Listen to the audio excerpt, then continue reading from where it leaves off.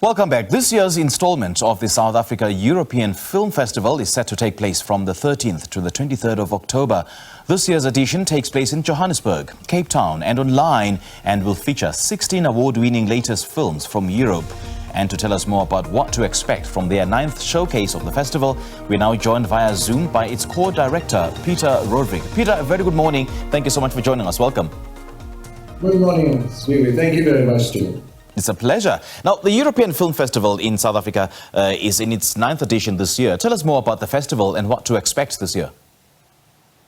Yes, we're very excited. We've had 2 years of COVID, and the festival did very well during those years. We went online, as did many other festivals, and we were able to sort of, in fact, reach more audiences rather than in the cities in which the festival had previously been located. It was previously in Johannesburg, Pretoria, and Cape Town only, and online meant that we could grow some of the viewing to these new audiences across the country. But now, this year, we're excited that we are able to go back into cinemas. It's a hybrid event. It will be a combination of live in-person screenings at cinemas and online. The in-person cinemas are the Labia in Cape Town and the Zone in Rosebank, Johannesburg. Stokini calls the Zone.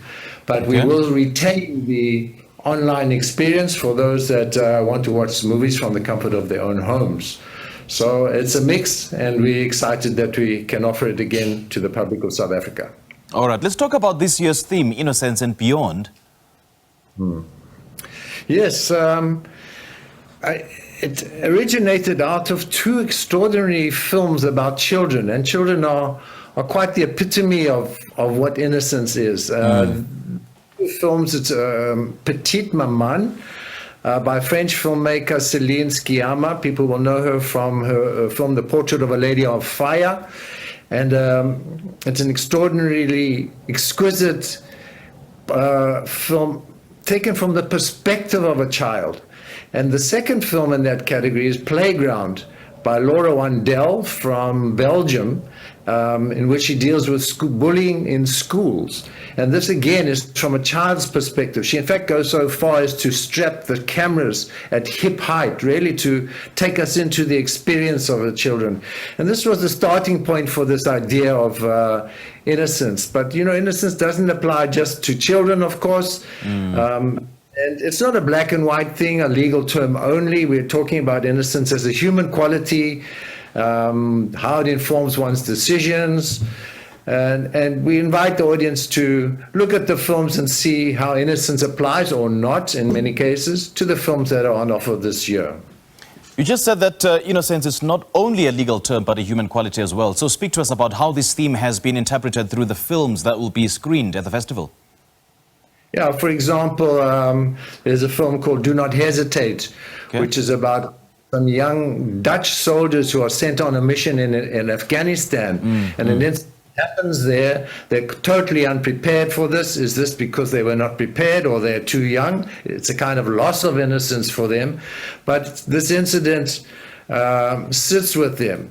And when they go back, they will carry this incident, how it's changed their lives in many ways. There's another film that springs to mind, Silent Land. It's a Polish film about a couple who also experience an incident that has got nothing to do with them, but it so affects them, profoundly affects them, that it starts to collapse their own relationship as they reflect on not necessarily what they did, but what they didn't do.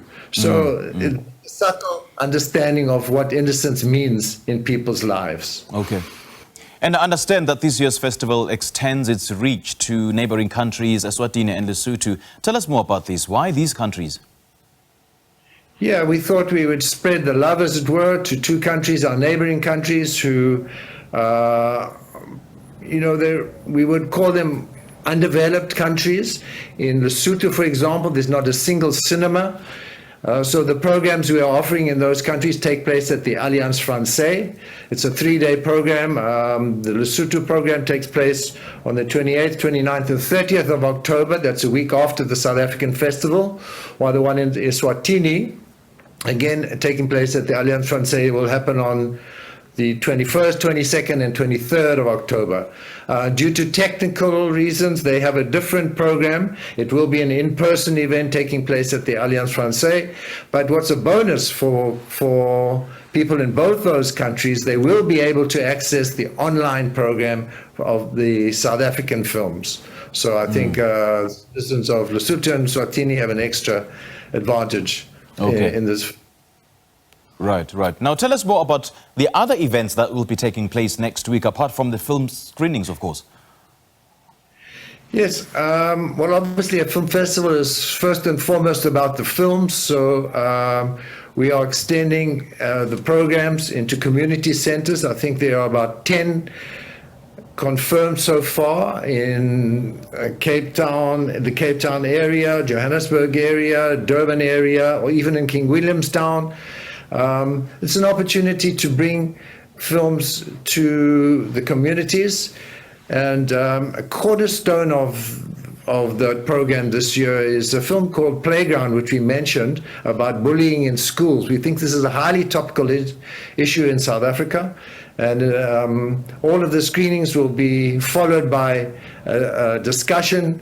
We are in fact discussing with Childline whether they can supply some moderators with expertise in the area of bullying, so that we can discuss at these community centers, which are largely youth-based centers and school-going audiences, the issue of bullying in schools. We also have a schools program, of course. I think there are about 15 schools which will have screenings and discussions.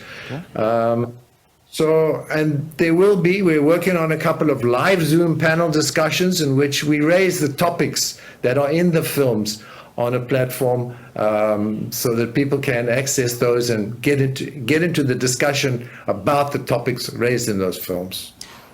You know, Peter, South African filmmakers in particular are very great storytellers. So do you get a sense that, that storytelling aspect is now translating into filmmaking? I mean, what's the level of interest that we have observed over the past years in terms of the film industry in South Africa?